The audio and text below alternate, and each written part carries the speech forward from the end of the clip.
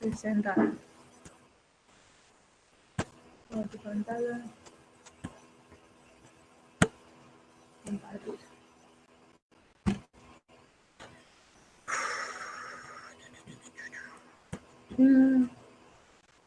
Ocultar. Vamos acá. Bueno, entonces, habíamos quedado acá.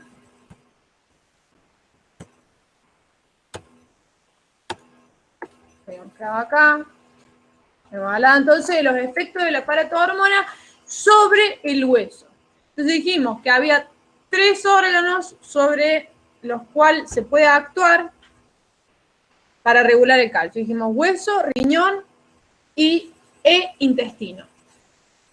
¿Qué funciones tiene a nivel renal la paratormona? Entonces habíamos dicho que del 100% del calcio que en condiciones normales se va a filtrar, se va a perder solo un 2% por orina.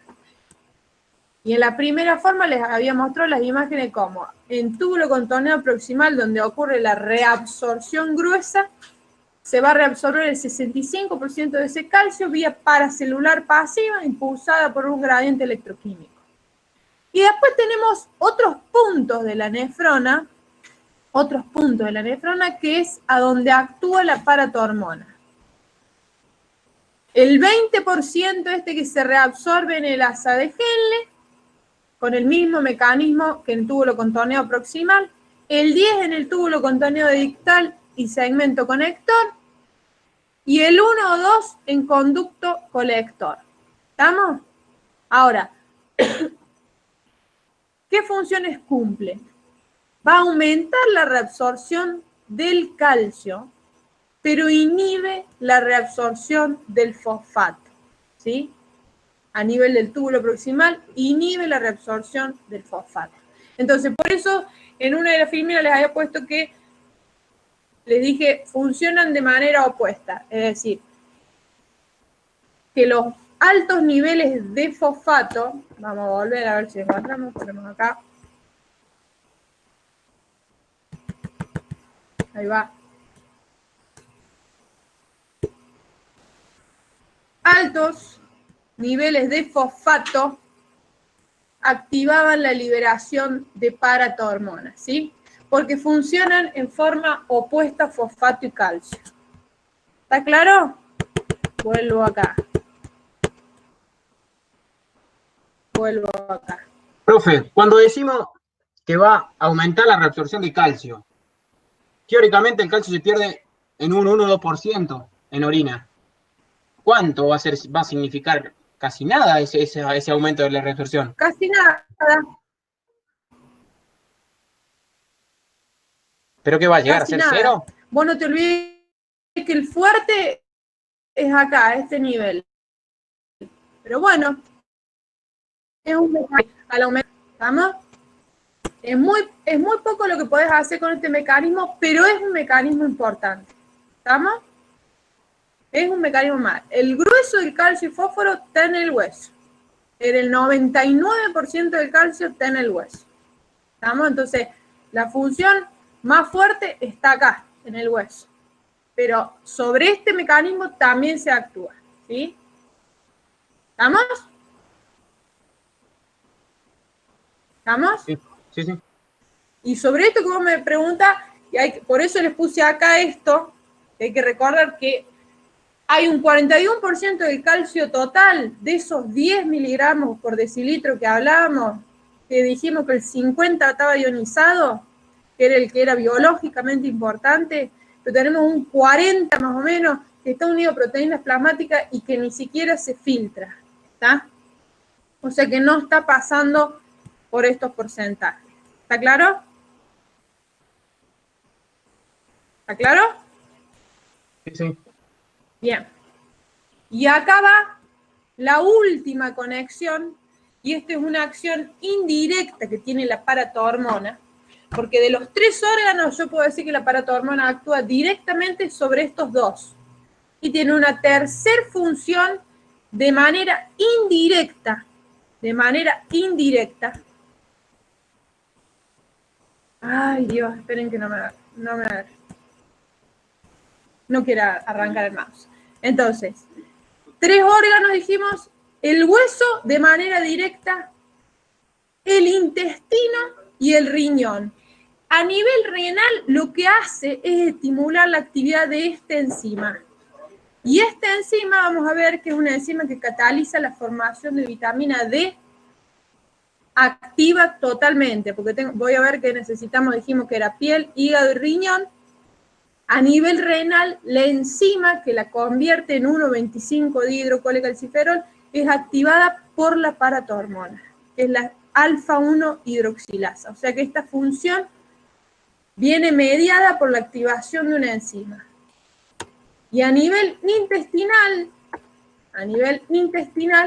está nuestra acción indirecta, que estimula la síntesis de la vitamina D por activar esa enzima y de esa manera favorece la absorción a nivel intestinal del calcio y fosfato. ¿Cómo? Ahí vamos a ver, insertando unas proteínas, que ahí lo vamos a ver cuando veamos vitamina D. ¿Quedó claro hasta ahí? Entonces, 3 órganos, 2 sobre los que actúa directamente, que son hueso y riñón, y uno en el que actúa indirectamente porque actúa mediando la acción de la vitamina D. O sea, al activar la vitamina D, es la vitamina D la que actúa a nivel intestinal. ¿Queda claro? Sí, profe. Bueno. Sí, profe. Entonces, pasamos a esta vitamina U hormona, porque ahora es considerada una hormona. Es una prohormona esteroidea, es decir, es derivada del colesterol. Fíjense la composición que tiene. Esperen. Fíjense la composición. Requiere entonces de la piel, dijimos, el hígado y el riñón. La forma más activa es la 1,25-dihidrocolecalciferol, ¿sí? Ahí vamos a ver bien cómo se forma, quédense tranquilos. Es transportada en sangre por una proteína que es la transcalciferina y es una hormona hipercalcemiante, ¿sí? Sus efectos hipercalcemiantes se producen en aproximadamente 5 horas. Entonces, acá viene cómo se forma la vitamina D. Acá están los 3 órganos. En la piel, ¿qué ocurre? Las células epiteliales de la piel son las que forman el 7-dehidrocolesterol. Ahí les puse una imagen como para que se den una idea de qué estamos hablando. 7-dehidrocolesterol, ¿sí? El efecto de la luz solar, lo que hace es, a nivel de la piel, desdoblar las uniones del carbono 9 y carbono 10 y formar la previtamina D3, que es inactiva. ¿Estamos? Esa vitamina D3 inactiva, que también se llama colecalciferol, vitamina D3 inactiva o colecalciferol, puede durar semanas así. Cuando pasa por el hígado tiene una enzima que se llama 25-hidroxilasa. ¿Qué significa? Que en el carbono 25 pone un grupo hidroxilo. ¿Está? En el 25, ven acá, 25. Acá, trinitis, un hidroxilo, ¿sí? Oxidrila entonces en el carbono 25. Entonces, forma la 25-hidroxicolecalciferol. Esta ya es activa, pero tiene un efecto menos potente que la 1,25. ¿Está? Entonces, paso de este compuesto a este compuesto al 25-hidroxicolecalciferol, ya es activo, pero tiene menos efecto y dura meses así. Esto puede dar origen también a otros metabolitos. Ahora, cuando llega este compuesto a los riñones, en el riñón hay 2 enzimas. La hidroxilasa 1 y la hidroxilasa 24. Si se activa la hidroxilasa 1, que oxidrila justamente en el carbono 1, sería acá, perdón, ¿sí? Formo el 1,25 dihidrocolecalciferol, o sea, la vitamina D3 activa y la de mayor efecto. ¿Está claro? ¿Quién dijimos que activaba esta enzima?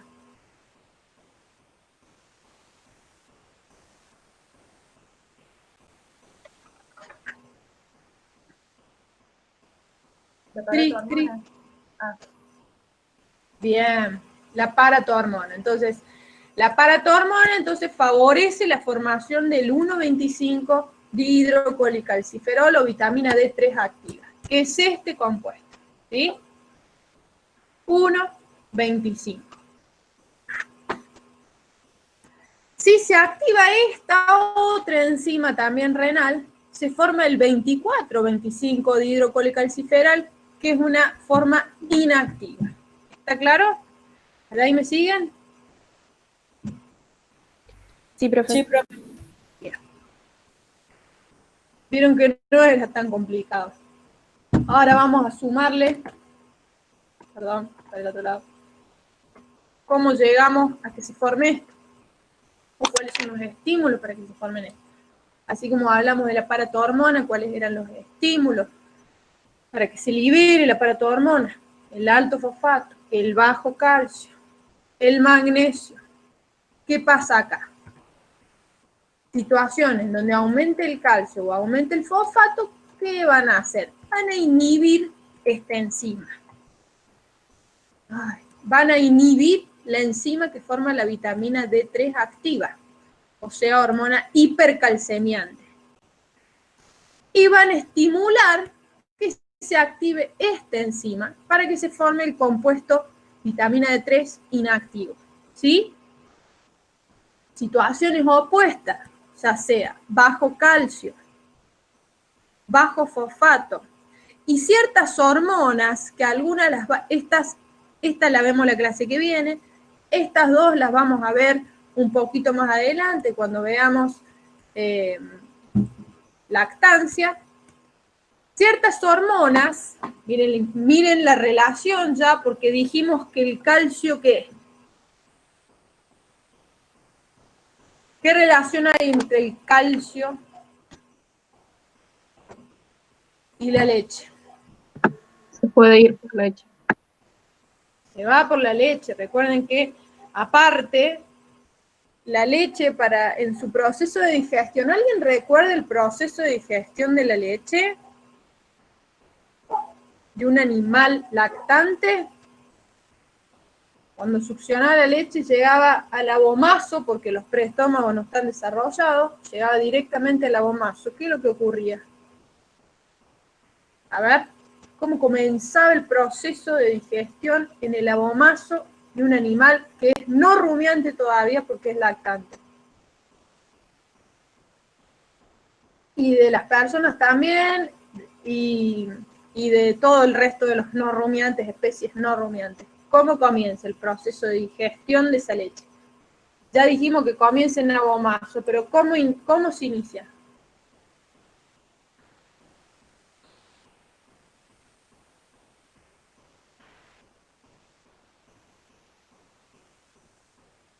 A ver, chicos, los escucho.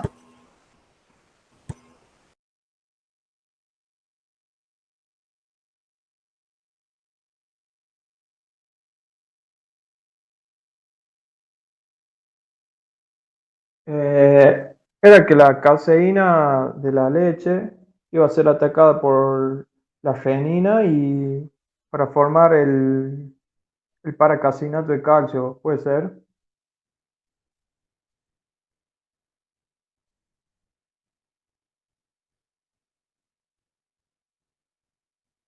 Muy bien, ¿renina o qué otro nombre? Fermento la.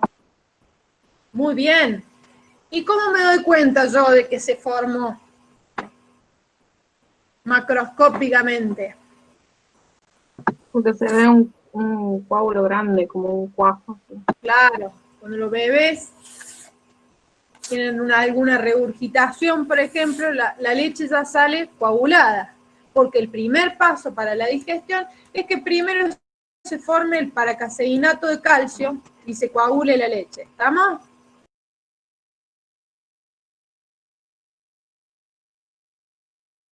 ¿Se entendió? Sí, profe. ¿Se entendió? Bueno, entonces el mismo calcio que está viniendo en la leche es necesario para que se forme este coágulo y comience el proceso de la digestión. que comienza ahí mismo en abomazo, ¿verdad? Bueno, entonces, volvamos acá.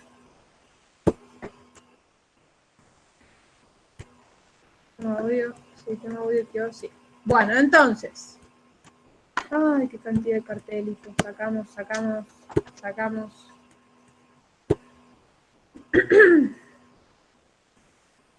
Volviendo acá. Entonces, todas estas situaciones, es decir, bajo calcio, bajo fosfato, estas hormonas también, me van a activar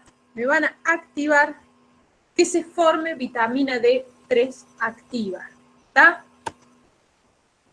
Y específicamente la paratormona también me va a inhibir la 24-hidroxilasa.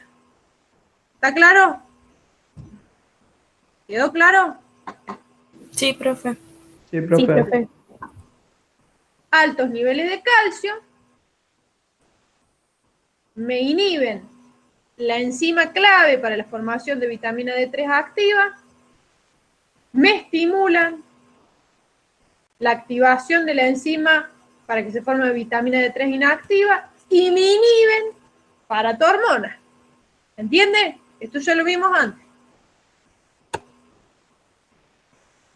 Así que, sin paratormona, no puedo activar, sin paratormona, miren, escuchen esto, sin la paratormona no puedo activar la C1, la hidroxilasa C1 ante una situación de hipocalcemia. ¿Me explico? Es complicado que eso ocurra. Entonces, fíjense la relación que hay entre todo esto que les estoy hablando y qué es lo que ocurre cuando un animal tiene, por ejemplo, una falla renal crónica, que entra en hipocalcemia.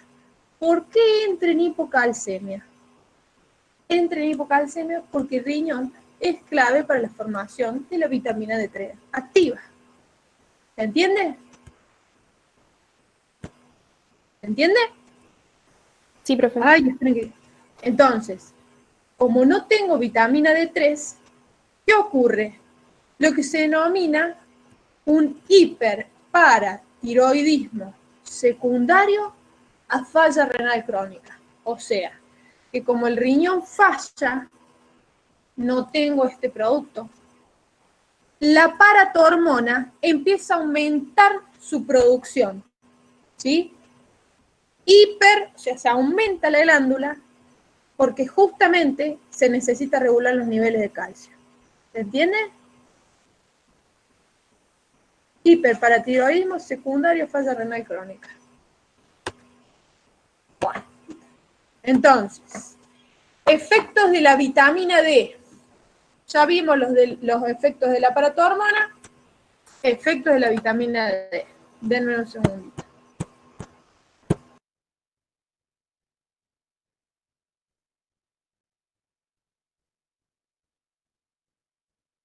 Bien. Perdón. Estábamos acá. Efecto de la vitamina D3. Entonces, ahí va.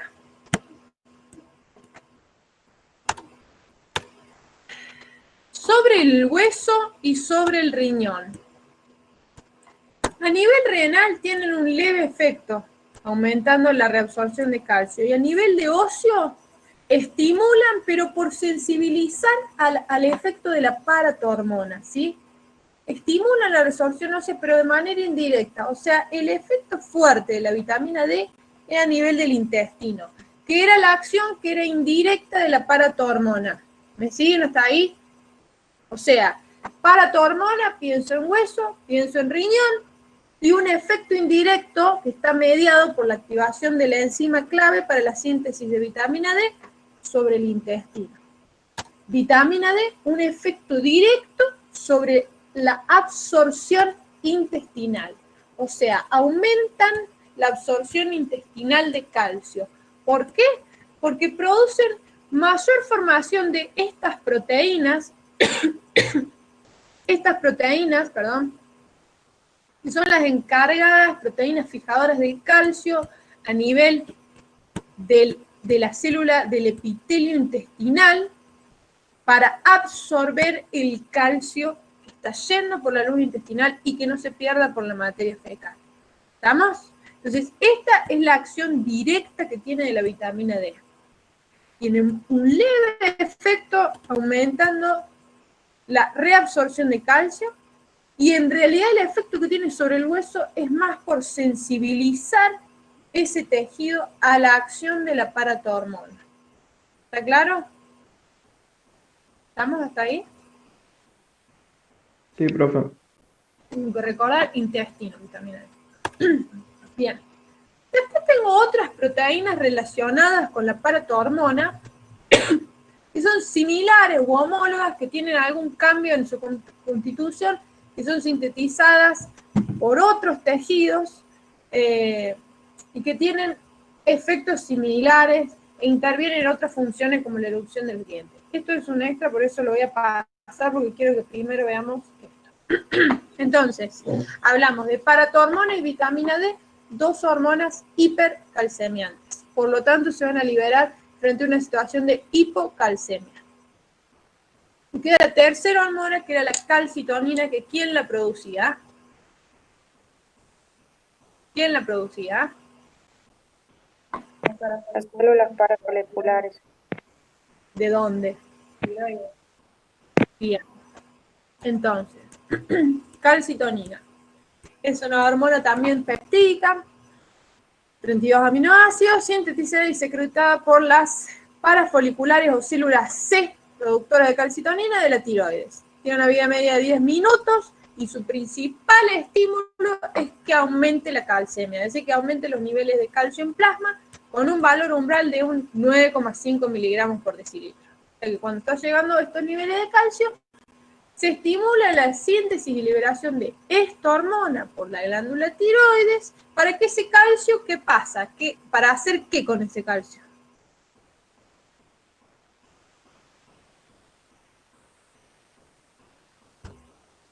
Bajarlo, guardarlo. Guardarlo, ¿sí? ¿Dónde lo va a guardar? En hueso o diente. Bien. Entonces, es de esperar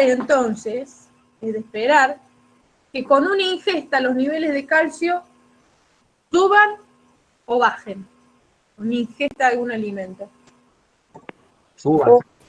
Claro. Entonces, hay una relación, obviamente, entre la liberación de hormonas gastrointestinales involucradas en la digestión para prevenir justamente, y la liberación de calcitonina para prevenir las hipercalcemias producidas por la ingesta de alimentos. ¿Estamos? Va a tener los efectos opuestos a las hormonas hipercalcemiantes. O sea, que van a disminuir la reabsorción renal de calcio y van a disminuir la absorción intestinal, ¿sí? Y sobre el hueso van a aumentar el depósito de calcio y va a disminuir la resorción osteoclástica. ¿Estamos? ¿Me siguen, chicos, o no? Sí, profe. Sí, profe.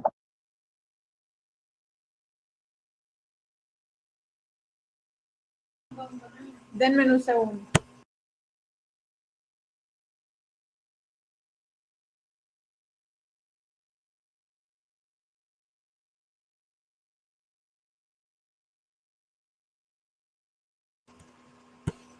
Disculpen, horario de cierre, así que... Bueno, entonces, ya estamos. Entonces, hormona peptídica, ¿sí? 32 aminoácidos. La ubicación de las células parafoliculares, ¿estas cuáles son? A ver, estas de acá. Y estas de acá. ¿Cuáles son? Vamos. Foliculares pusieron en el chat. Las foliculares, profe. Muy bien. ¿Y esto qué es? No lo puedo tapar, me dan ganas de ponerle el dedo así para que no lo vean. El coloide. Bien. Lo puedo tapar para que no vean. estas distintas, entonces las células foliculares que producían, ¿qué producían? T3 y T4. Bien. Las parafoliculares o células C, Calcitonina. estas que están acá, que son, ahí los maté porque no tienen de dónde ver.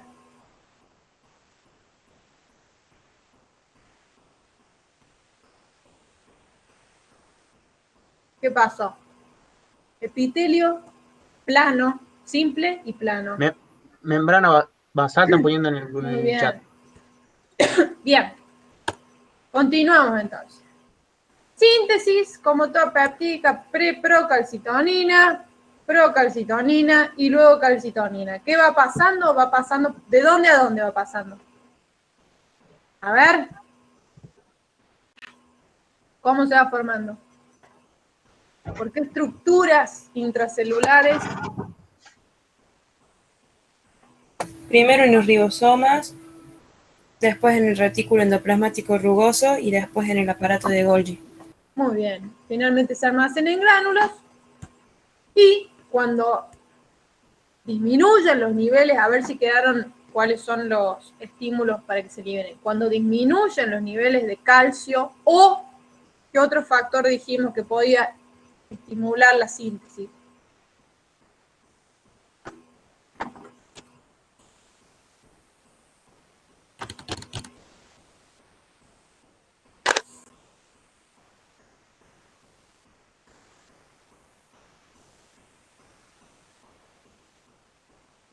La disminución de los niveles de calcio.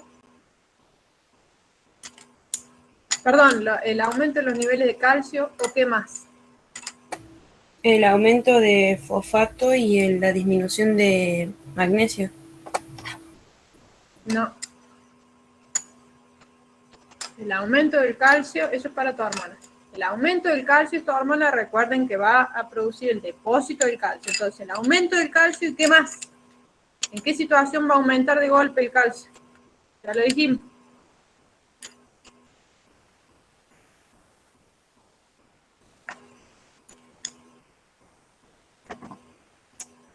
¿En qué situaciones aumenta de golpe el calcio? En la ingesta. ¿Cómo? En la ingesta. Claro, y durante la ingesta, ¿qué se liberan? Para que ocurra la digestión. Las hormonas gastrointestinales. Entonces, regulación de la secreción del calcio. ¿Qué estimula su secreción? Aumento del calcio en plasma. Aumento del magnesio también. Hormonas gastrointestinales, gastrina, gastrina, CCK. Otras hormonas, que fíjense, por ejemplo, el glucagón, hipoglucemiante o hiperglucemiante. A ver cómo estamos. Hiperglucemiante es lo opuesto a la insulina.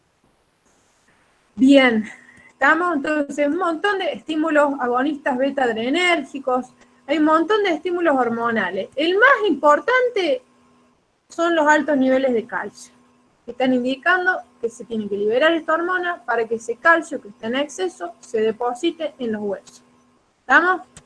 ¿Qué inhibe su secreción? Los bajos niveles de calcio y la hormona inhibidora por excelencia, la somatostatina. ¿Sí? ¿Qué efectos tiene la calcitonina? Entonces, sobre el hueso, ¿sobre qué células va a actuar? A ver si quedó después de haber explicado todo. ¿Sobre qué células va a actuar? Sobre los osteoblastos. Sobre los osteoclastos tenemos que estar seguros de que no, ¿no es cierto? Entonces, sobre osteoblastos, y va a estimularlo, y los osteoclastos, que son los encargados de la resorción ósea, los va a inhibir. Con lo cual, ¿qué hace? Un depósito de calcio. Ese sería el efecto rápido.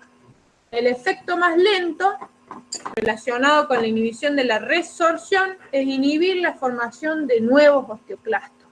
¿Estamos? A nivel renal va a aumentar la excreción renal, es decir, va a disminuir en realidad la reabsorción de este mineral, y a nivel intestinal no se van a formar estas proteínas fijadoras que van a aumentar la absorción del calcio, o sea, inhibe la absorción del calcio. ¿Está claro? ¿Estamos hasta ahí? Sí, profe. Sí, Bien. Antes de ver esto, vamos a pasar acá. En conclusión y en resumen. En conclusión y en resumen. La regulación de la calcemia. Cuando los niveles de calcemia bajan, ¿quién puede detectar esto? Bajos niveles de calcemia, bajos niveles de magnesio, altos niveles de fosfato.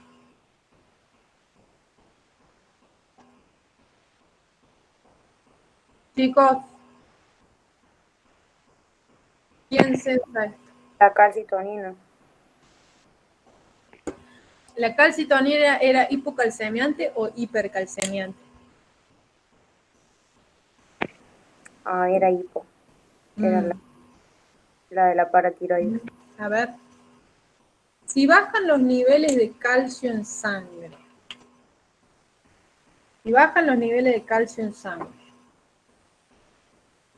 y ese organismo tiene que mantener los niveles de calcio en sangre, de ese líquido extracelular. Entonces, ¿se van a activar mecanismos hipercalcemiantes o hipocalcemiantes? hiper. Hiper. Bien. Vamos en orden entonces. Si se activan mecanismos hipercalcemiantes, ¿qué hormonas son hipercalcemiantes? La paratormona y la vitamina D. Bueno, si esas son las hormonas hipercalcemiantes, ¿dónde están los receptores que sensan la baja de calcemia? Relacionado con eso que me dijiste.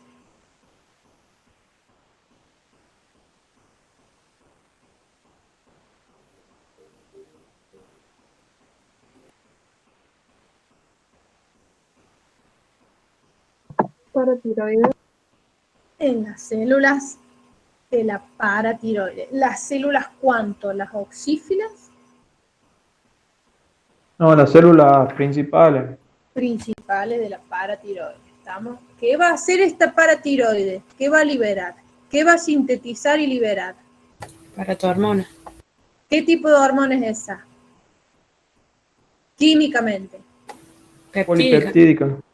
Una hormona peptídica. Entonces, se libera paratormona. La paratormona, ¿a qué nivel actúa? ¿Qué órganos blancos tiene la paratormona? Hueso, riñón, intestino. Bien. ¿Qué acción tiene sobre el riñón?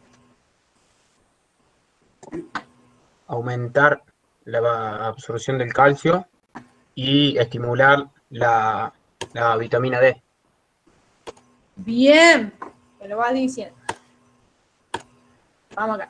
¿Qué acción tiene sobre el intestino? Es una acción indirecta. Es una acción indirecta, ¿sí? Estoy de acuerdo, mira, viene por acá la acción, ¿no es cierto? ¿Qué es esto?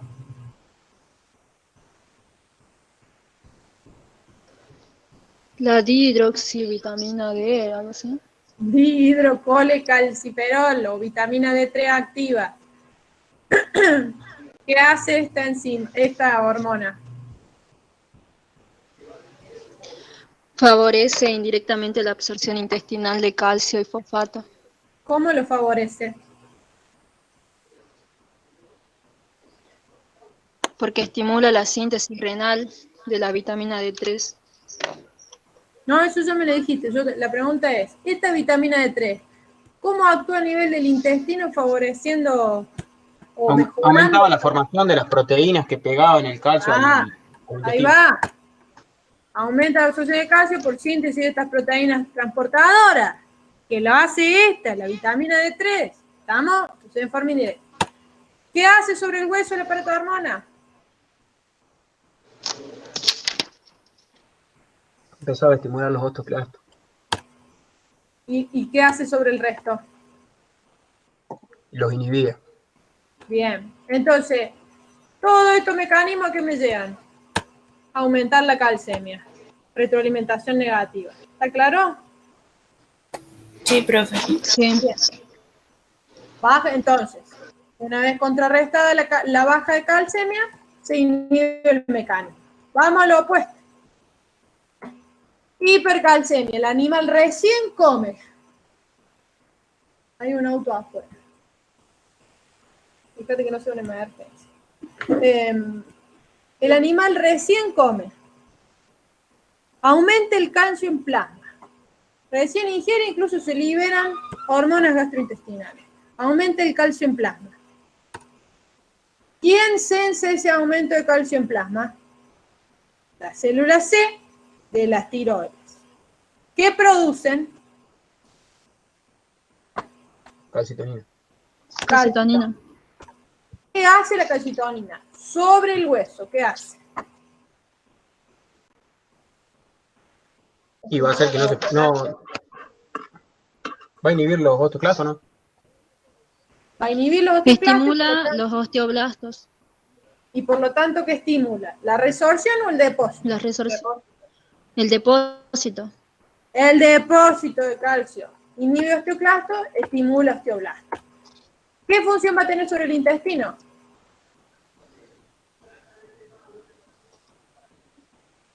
Inhibe la formación de las proteínas fijadoras de Muy calcio. bien. Entonces inhibe la absorción de calcio. ¿Y a nivel renal? Se estimula en realidad la excreción, o sea, que no se reabsorba ese calcio. ¿Está claro? De esa manera, con todas estas funciones, disminuyo la calcemia. Y por lo tanto, se contrarresta el estímulo del aumento del calcio, que era la que activa las células C. ¿Está claro? ¿Quedó Sí, claro profe. más o menos cómo se regula el calcio? Sí, profe. Sí. Sí, profe. Bien. Vamos entonces a qué es lo que pasa, que hay esos valores, hay que acomodarlos, de calcio. ¿Cuál es calcio iónico? Ah, está bien, lo puse bien porque es calcio iónico. No es el calcio total, sino calcio iónico. ¿Sí? ¿Qué pasa cuando tengo una situación? Si quedó clarísimo esto, entonces, ¿qué pasa cuando yo tengo una situación patológica de hipercalcemia o de hipocalcemia? ¿Estamos? ¿Y cuáles pueden ser las posibles causas que es un extra eso? Entonces, ¿qué síntomas voy a tener?